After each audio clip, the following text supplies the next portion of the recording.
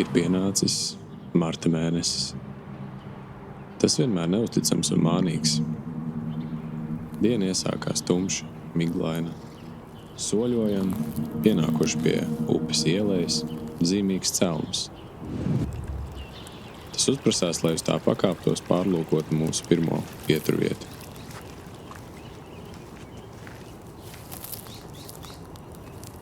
Salacis izpēte un lašveidīgo zivju medības. Otrā daļa – 7. marts. Oficiāli pavasarī.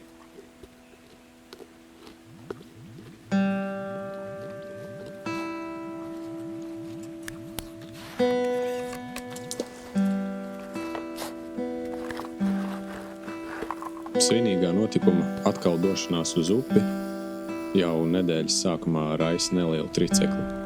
Tas pakāpeniski pieaug līdz brīdim, kad beidzot stāvi krastā.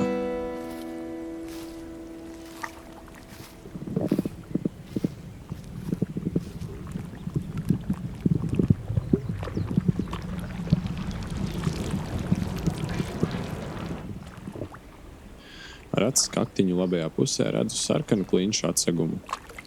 Tas gan kādus pārsimts metrus uz leju pa straumu. Kā jau visi zinām, ir vietas, kas uzprasās un saka, ko grib. Vajag tur.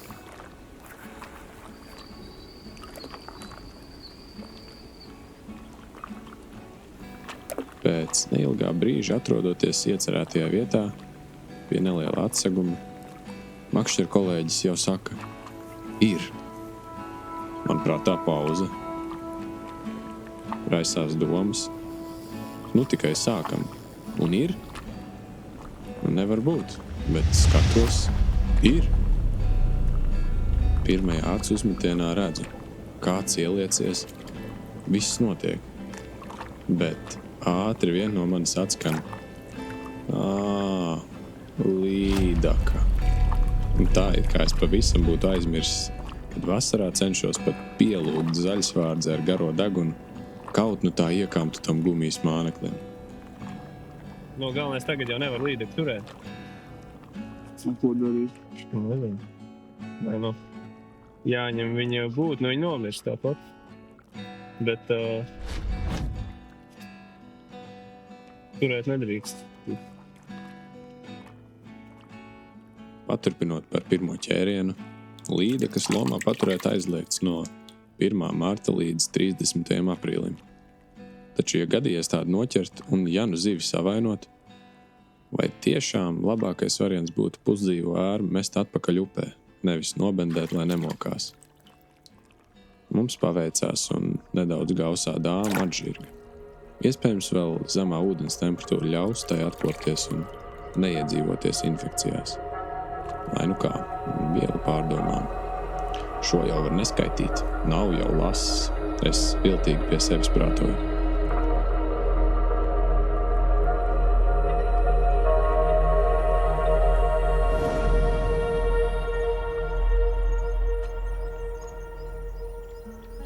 Nosprieduši, ka pie klints un upē iekritušā koka dzīvo tieši tikai viena vienīga zivs, ar to apmierināti dodamies tālāk lūkot, kas aiz līkuma. Tas jau arī ir viens no upju šarmiem. To, kas sagaida tālāk, zināt nevar.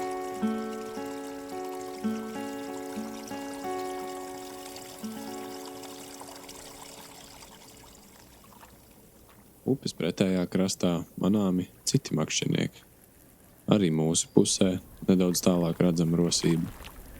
Tas liek noprast, ka šī vieta ir cieņā un tā varētu nest panākumus. Saule ir beidzot pacēlusies virs kokiem, kas noēno ieleju. Krastos augošās lazdu skaras paliek arvien dzeltenākas. Pēdējās ledus paliekas atkāpjas. Mākoņi ir pašķīrušies. Tā vien gribas sejas vaipsts sažmiegt ar vien vairāk. Lai nu kā, viss šķiet loģiski, pie tā jābūt īstai, un, ir tikai darīšanas vaina.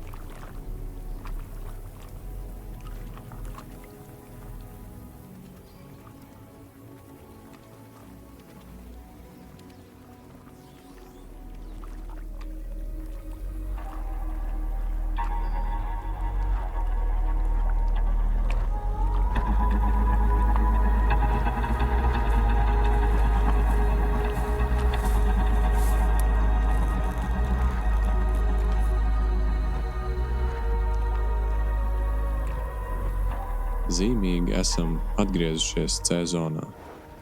Pēc vēl rūpīgākas satelītu uzņēmumu izstudēšanas cenšamies salikt kopā visas sakarības, kas pa pāris lašveidīgo sezonām jau uzkrātas.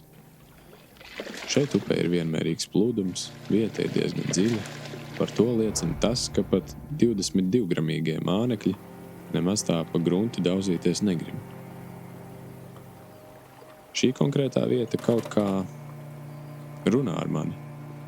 Apmēram 100-200 metru garais posms, ko esam iekristījuši par savu darbistabu, tiek pucēts no viena gala līdz otram.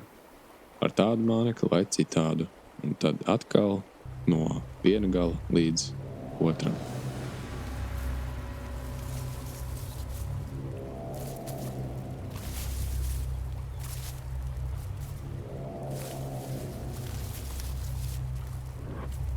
Kamēr makšķerēšanas process rit pilnā sparā, manu skatienu notver kaut kas negaidīts. Gabalu zemāk no mums redzu. Ūdens ir sācis vārīties, iet vaļā šļakatas. Tikai pēc brīža saulē izgaismotā autla iespīdas, un es saprotu, ka turpat krūmos arī kāds makšķernieks, kas ir sevi piestiprinājis pie vismaz metru gara pumpainā un šobrīd to kausa.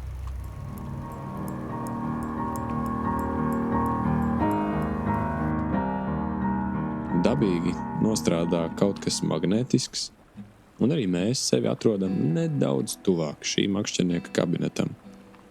Klusi cerēdami, ka mums drīzumā veiksies tāpat.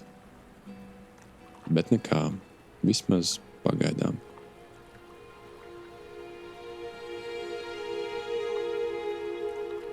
Kā zīme no augšas, blakus noķertais loms mums saka, tik tiešām šī vieta ir īstā.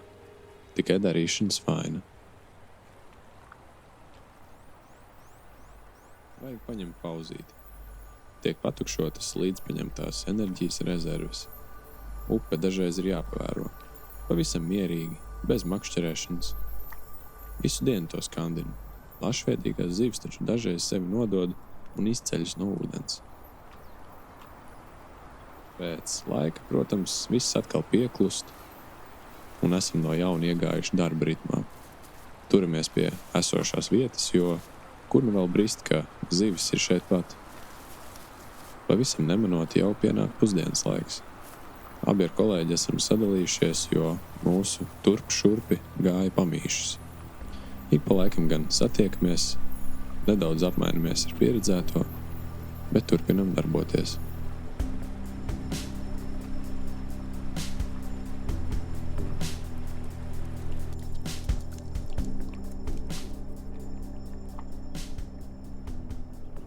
Pēc minūtēm 5 vai varbūt 7, kā uz pasūtījumu no ūdens dzīlēm ne tikai izceļas, bet gan kā raķete pilnīgi vertikāli izšaujas zaļš, zombijam līdzīgs upes ūdenī nosēdējies taimiņš. Jā, lēciens bija tik iespaidīgs, ka to varēju aplūkot no knābja līdz pat astei. Ņemot vērā to, ka laiks tajā brīdī bija apstājies. Pēc piezemēšanās tas turpināja mest līkumus un mutuļus gar pretējo krastu, tā, ka tā mugura šķēla ūdens virsu. Ko tādu es nebiju redzējis nekad. Tas tikai ļauj iztēloties, kas šim bija lēcies. Bet paklau, kur nu vēl labāks rādītājs, ka esi tur, kur jābūt.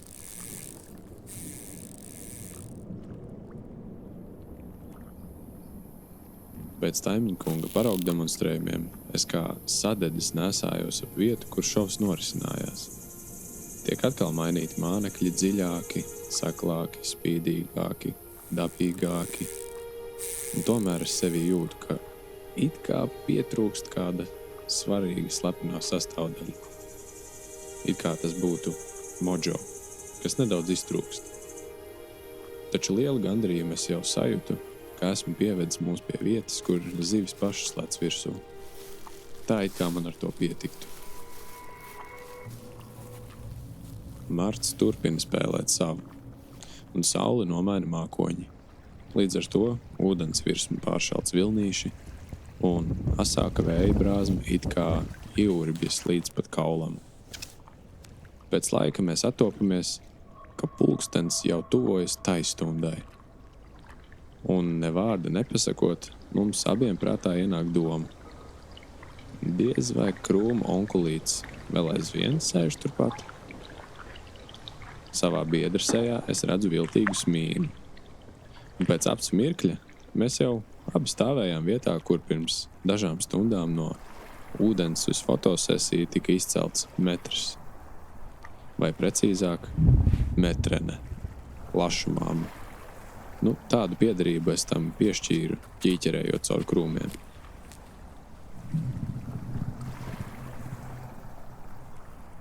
Divi vai varbūt 4 metieni makšķera kolēģi izpildījumā, un redzu, kā zem ūdens kaut kas sāk kūļāties, pazib balts plankums, makšķeras spola sāk īdēt. Ir.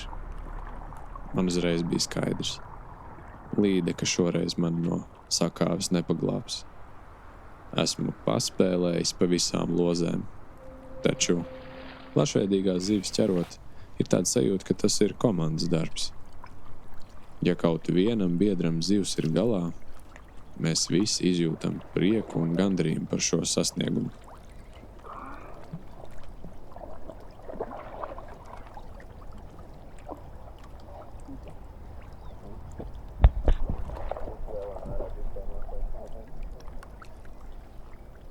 Pēc neilgās, bet neaizmirstamās cīņas, attāķēšanas un atelpināšanas, protams īsas, bet nemaz svarīgākas fotosesijas slaidā, bet tajā pašā laikā diezgan sportiskā paskata kukainis tika atlaists atpakaļ. Dzīvo, lai cīnītos vēl vienu dienu.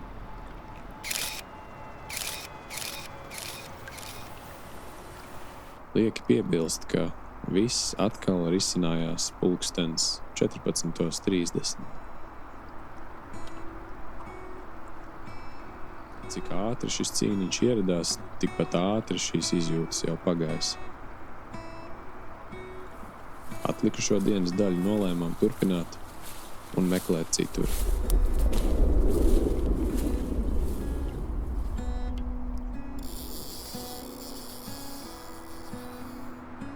Un ar meklēšanu arī viss noslēdzās.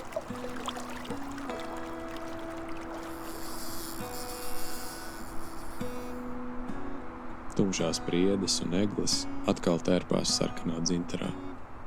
Upes ūdens turpina savu ritumu, tā it kā nekas nebūtu noticis. Un diena tikai nosapņota.